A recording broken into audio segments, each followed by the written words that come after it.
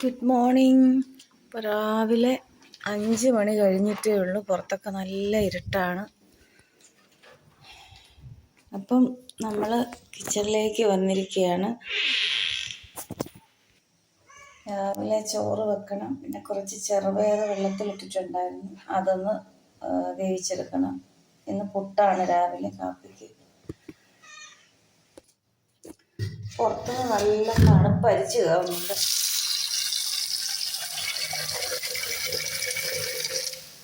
അതുകൊണ്ട് ഞാൻ ഡോറങ്ങ് അടച്ചു. അരി കഴുകി എടുത്തിട്ടുണ്ട്. രാവിലെ കൊണ്ടുപോകാൻ വേണ്ടിയുള്ള ചോറാണിത്. ഇത് കുക്കറിലാണ് ഞാൻ വെക്കുന്നത്.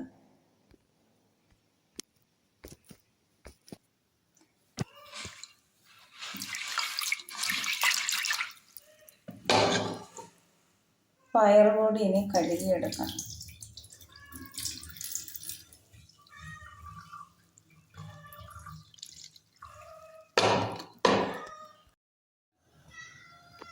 അരിയും പയറും എല്ലാം സ്റ്റൗവിലേക്ക് വെച്ചിട്ടുണ്ട്. ഇനി ഈ പാത്രം വെക്കുന്ന ട്രേ ഒന്ന് ഒഴിച്ചെടുക്കണം. രാത്രിയിൽ കഴുകി വെച്ചിരിക്കുന്ന പാത്രങ്ങളാണിത് മുഴുവൻ. ഇതൊന്ന് വൃത്തിയാക്കാം. ട്രേ ഒക്കെ ഒരുമാതിരി ഒഴിച്ചെടുത്തിട്ടുണ്ട്. ഇത്രയും പാത്രങ്ങളൊക്കെ ഇതിൽ എപ്പോഴും ഇരിക്കുന്ന പാത്രങ്ങളൊക്കെ തന്നെയാണ്.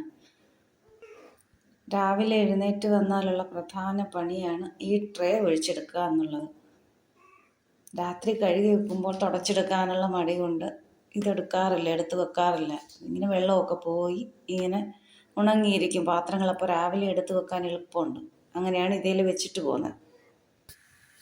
ഇനി പുട്ടുപൊടി നനയ്ക്കാൻ വേണ്ടി കുറച്ച് വെള്ളം ചൂടാക്കാനായിട്ട് വെക്കാം. ചെറിയ ചൂടുവെള്ളത്തിലാണ് പുട്ടുപൊടി നനയ്ക്കുന്നത്. അപ്പോൾ നല്ല സോഫ്റ്റ് പുട്ട് ഉണ്ടാക്കിയെടുക്കാൻ പറ്റും.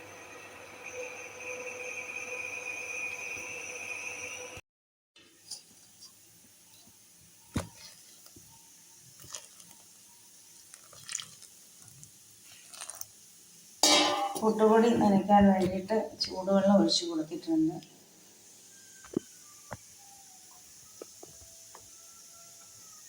ഇനി ഇത് നമുക്ക് പതിയെ പതിയെ നനച്ചെടുക്കാം.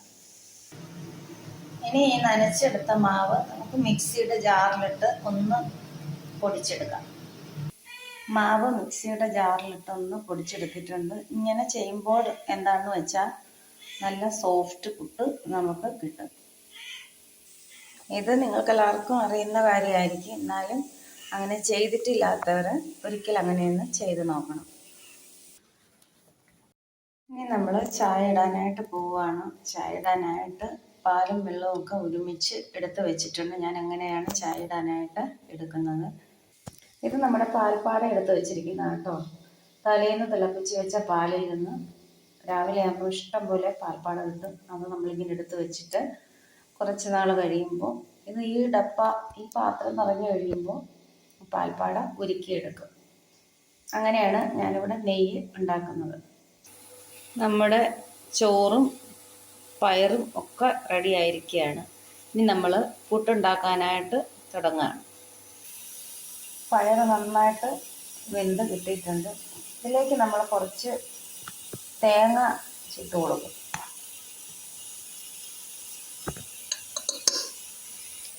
തേങ്ങയൊക്കെ ചേർത്ത് നന്നായിട്ടൊന്ന് ഇളക്കി എടുത്തിട്ടുണ്ട്. തേങ്ങയൊക്കെ ചേർത്ത് കഴിയുമ്പോഴാണ് അതിൻ്റേതായിട്ടുള്ള ഒരു ടേസ്റ്റ് വരുന്നത്. പയർ പുഴുങ്ങിയത് നമ്മൾ വേറൊരു ബൗളിലേക്ക് മാറ്റിയിട്ടുണ്ട്. ആ പയർ പുഴുങ്ങിയെടുത്ത കുക്കറിൽ തന്നെ വെള്ളം ഒഴിച്ചാണ് നമ്മൾ പുട്ടുണ്ടാക്കുന്നത്. അപ്പം നമ്മൾ ചായയൊക്കെ ഇട്ട് വന്നിട്ടുണ്ട്. ഇനി നമുക്ക് ചായ ഒഴിക്കാം. ഒരു ഗ്ലാസ് ചായ രാവിലെ കുടിക്കുന്നത് ഭയങ്കര സുഖമാണ്. ചായയൊക്കെ ഇട്ട് വെച്ചിട്ടുണ്ട്. ഇനി നമുക്ക് ചായ കുടിച്ചുകൊണ്ട് ഓരോരോ പണികൾ ചെയ്യാം. നമ്മുടെ പുട്ട് ആവി വന്നിട്ടുണ്ട്. പുട്ടൊക്കെ നമുക്ക് കാസറോളിലേക്ക് മാറ്റാം.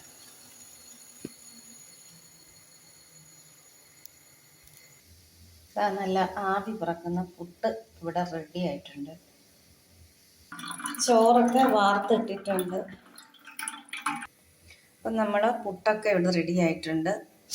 ഇപ്പോൾ ഇത്ര പുട്ടേ ഉണ്ടാക്കുന്നുള്ളൂ. ഇന്ന് ശനിയാഴ്ചയാണ്. രാവിലെ പള്ളിയിലൊന്ന് പോകണം. അതുകൊണ്ട് പോയിട്ട് വന്നതിന് ശേഷം ബാക്കി പുട്ട് ഉണ്ടാക്കാമെന്ന് വെച്ചു.